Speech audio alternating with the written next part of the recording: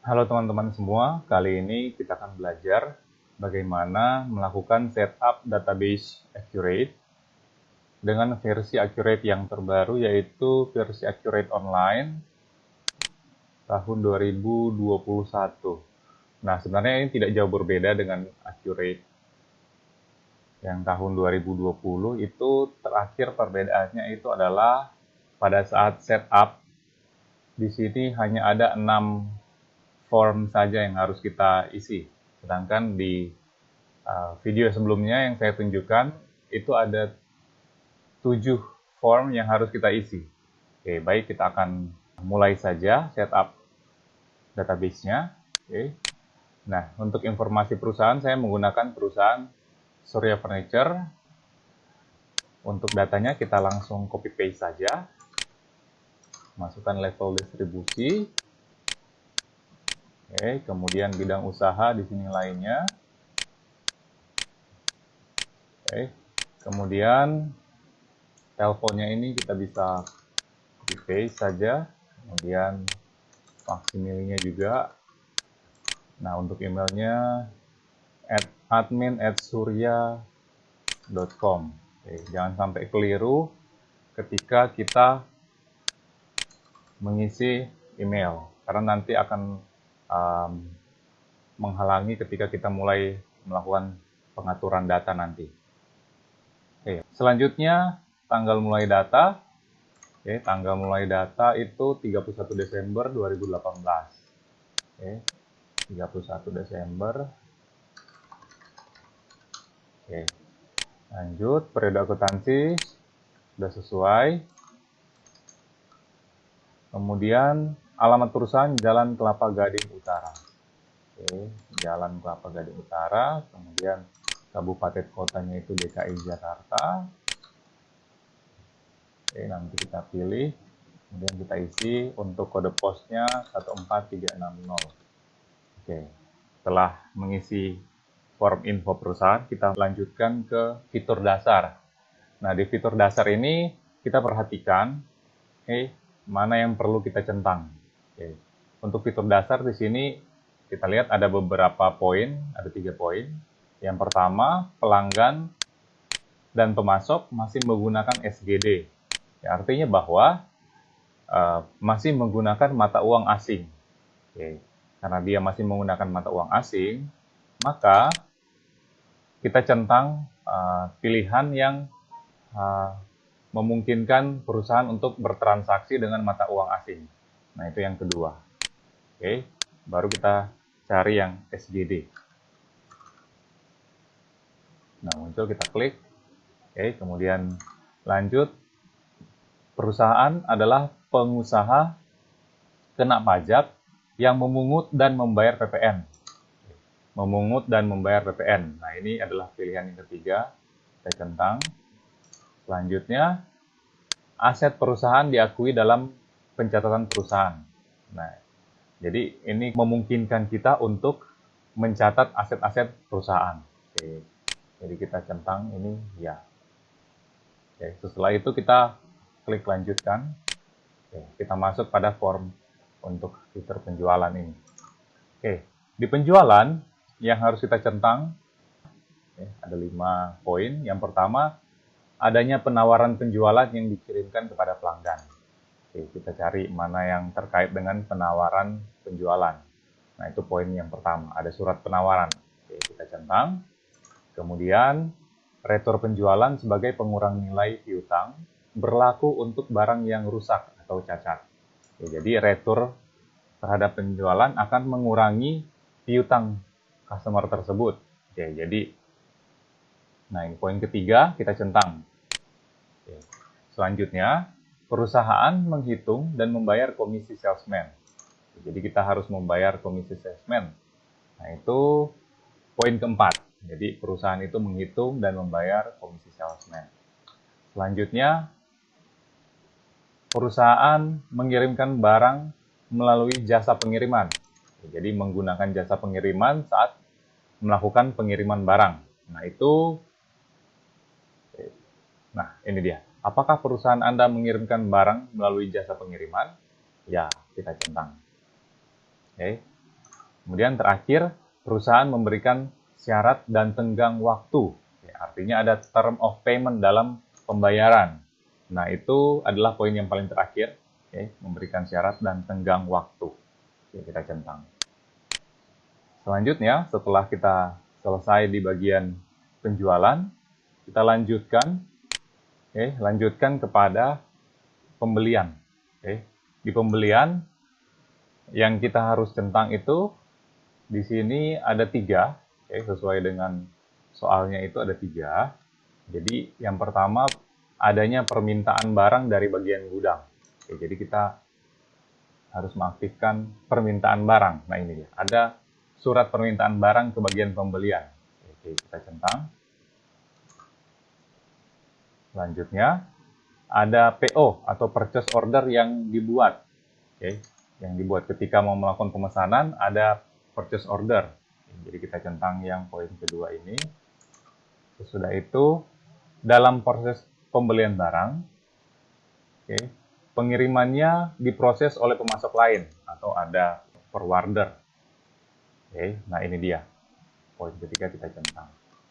Sesudah itu kita klik lanjut. Nah, di persediaan, di bagian persediaan yang kita perlu perhatikan, yang pertama, gudang yang dimiliki perusahaan itu ada 2. Ada 2, gudang depan dan belakang. Nah, di sini ada pertanyaan apakah perusahaan Anda memiliki lebih dari 1 gudang. Kita centang, karena gudangnya ada 2, yaitu depan dan belakang. Kemudian berikutnya, perusahaan memiliki kegiatan memproduksi atau merakit barang. Jadi ada kegiatan memproduksi dan merakit barang. Nah, ini dia. Poin yang keempat. Perusahaan memiliki kegiatan memproduksi atau merakit barang. Yang berikutnya, metode perhitungan inventory-nya itu FIFO. Jadi kita ganti. Di sini default-nya rata-rata, kita pilih yang FIFO. Nah, selanjutnya kita masuk ke akun perkiraan. Nah, di akun perkiraan ini kita perlu hati-hati karena di sini perusahaan akan menggunakan daftar akun perkiraan yang dimiliki. Jadi perusahaan itu sudah punya sendiri. Kalau kita centang, maka akun perkiraan yang akan digunakan adalah akun perkiraan default-nya accurate. Namun, karena kita sudah memiliki akun perusahaan sendiri, jadi kita tidak perlu centang ini. Kita tidak perlu centang. Kemudian kita langsung saja klik selesai. Jadi pastikan pertanyaan ini tidak dicentang, kemudian klik selesai.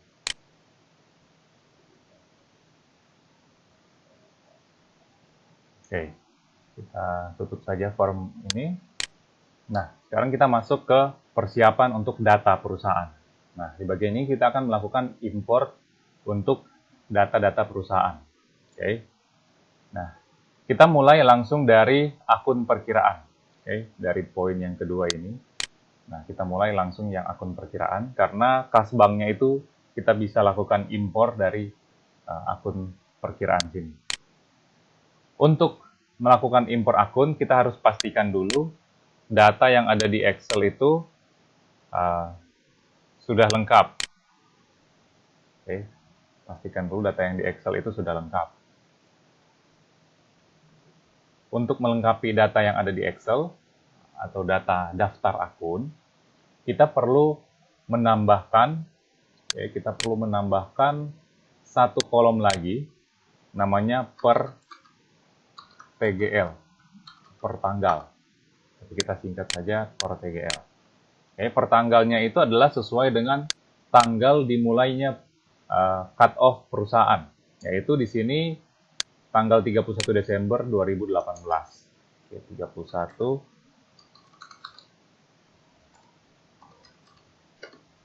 Nah, untuk setiap komputer berbeda settingannya, jadi bisa saja format yang muncul di sini berbeda. Pastikan bahwa tanggal ini sama untuk seluruh row. Oke, jadi pastikan mulai dari atas sampai ke bawah itu tanggalnya itu sama semua.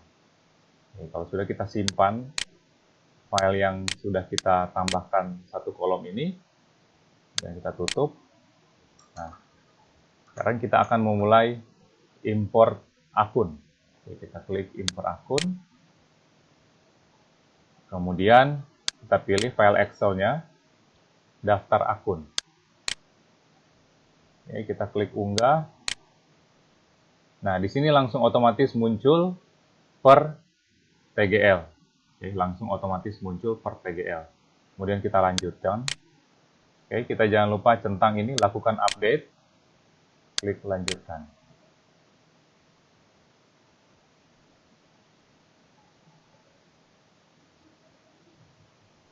Oke, kita tutup. Nah, untuk impor akun selesai, kita bisa cek di buku besar, kemudian akun perkiraan. Kita tutup, ini data baru. Nah, nanti di sini akan muncul semua akun yang sudah kita import. Oke, dengan di sini ada jumlah akun 76. Oke, kita lanjutkan ke pemasok. Oke, untuk impor pemasok, kita langsung saja klik impor pemasok. Karena tidak ada data yang perlu kita tambahkan. Jadi kita langsung pilih saja pemasoknya. Oke, daftar pemasok, kemudian klik unggah. Oke, ini kita ignore saja, biarkan seperti ini, kemudian lanjutkan. Jangan lupa centang lakukan update, kemudian lanjutkan. Nah, 6 data berhasil diproses. Kita tutup. Oke. Nah, untuk mengecek pemasok, kita bisa buka dari pembelian. Oke, kemudian di sini ada pemasok.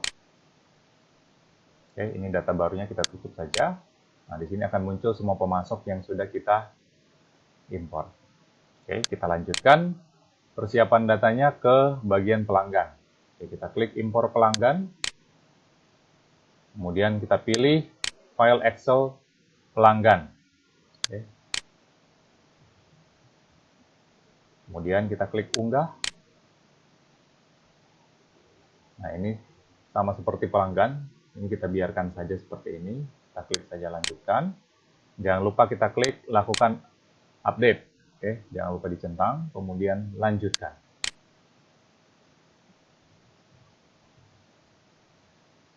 Oke, 6 data berhasil diproses. Kita bisa lihat itu di penjualan, kemudian pelanggan.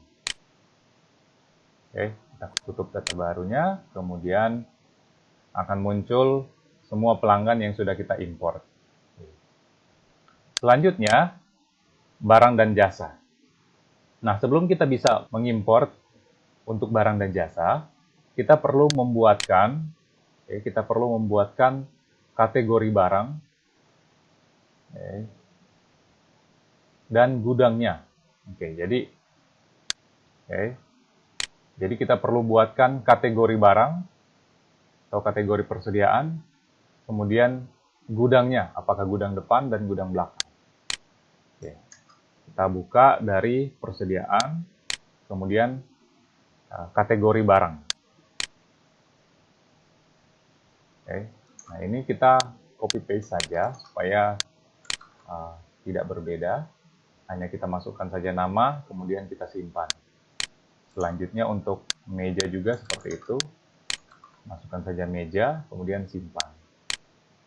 Oke, sudah itu kita tutup. Data baru akan muncul semua kategori. Setelah itu kita tutup saja kategori barang. Kemudian lanjut ke gudang. Oke. Dari menu persediaan kita buka gudang. Kemudian nama gudang, yang pertama gudang depan. Oke. Masukkan saja nama gudangnya, kemudian kita simpan. Selanjutnya gudang belakang. Oke, simpan. Nanti akan muncul 3 gudang di sini. Yang pertama itu, yang utama itu dia secara default sudah ada. Tidak masalah, dibiarkan saja seperti itu. Sesudah kita input sekarang kita sudah siap untuk melakukan impor barang dan jasa. Oke, jadi kita klik impor barang dan jasa. Oke. Nah, sekarang kita pilih daftar barang. Oke, pilih daftar barang, kemudian unggah. Oke, ini kita biarkan saja, jangan melakukan perubahan. Klik lanjutkan, kemudian centang lakukan update. Setelah itu klik lanjutkan.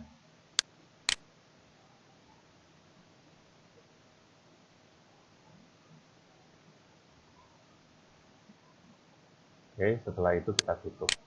Nah, untuk melihat daftar barangnya, kita masuk dari persediaan, kemudian barang dan jasa. Oke, kita tutup saja ini data baru. Nah, di sini akan muncul semua barang yang sudah kita impor. Di sini kuantitinya semuanya itu 30. Oke. Kita lanjut ke bagian aset tetap.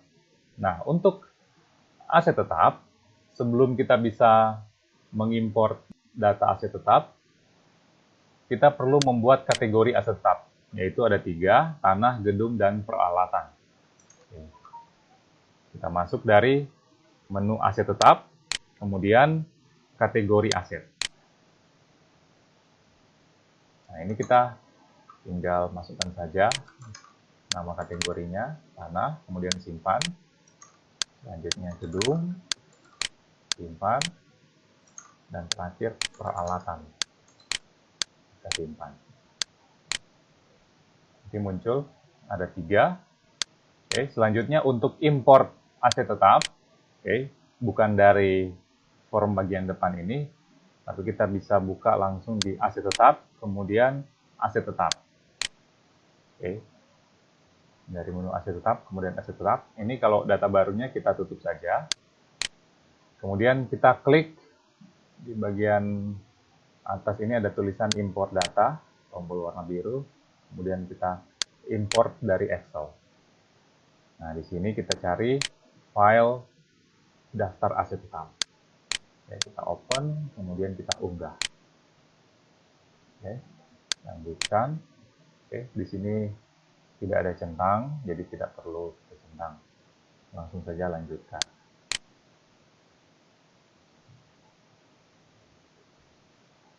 Oke, kita tutup. Nah, ini sudah muncul semuanya. Oke, jadi akun perkiraan sudah, pemasok sudah, pelanggan sudah, barang dan jasa sudah, dan terakhir aset tetap sudah. Setelah itu, langkah selanjutnya yaitu kita akan melakukan proses akhir bulan. Nah, proses akhir bulan ini dia akan menilai kembali untuk mata uang asing. Oke, kemudian dia juga akan melakukan penjurnalan depresiasi. Oke. Nah, untuk melakukan proses akhir bulan, kita masuk dari menu perusahaan, kemudian proses akhir bulan. Oke. Nah, ini bulannya kita pilih bulan Desember, kemudian tahun 2018. Oke, sesuai dengan yang ada di modul 31 Desember 2018. Oke, kemudian rate untuk SGD 9.800. Oke, di sini sudah betul, sudah 9.800. Jadi kita langsung bisa save. Oke. Nah, dari proses akhir bulan ini, kita bisa lihat jurnal yang dibuat dari buku besar, kemudian jurnal umum. Oke. Nah, data barunya kita tutup saja. Nanti akan muncul di sini tanggal 31 Desember 2018, ada 2 entry. Yang pertama adalah entry untuk penyusutan gedung dan peralatan. Kemudian yang kedua adalah entry revaluation untuk mata uang asing. Jadi itu adalah 2 jurnal yang dicatat oleh Accurate ketika kita melakukan proses akhir bulan. Untuk melihat saldo, kita bisa cek dari daftar laporan, kemudian kita pilih daftar laporan. Kita cek untuk laporan neraca induk kontrol. Oke. Kita ambil per tanggal 31 Desember 2018.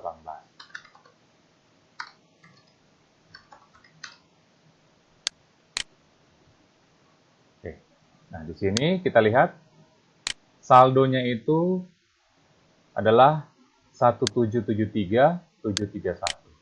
Oke, kita akan samakan dengan yang ada di modul. Oke, nah, ini yang ada di modul, saldonya 1773731. Oke, kita sudah sama saldonya, berarti setup yang kita lakukan itu sudah benar. Oke, sekian video tutorial kita kali ini. Sampai kita ketemu lagi di video tutorial yang selanjutnya.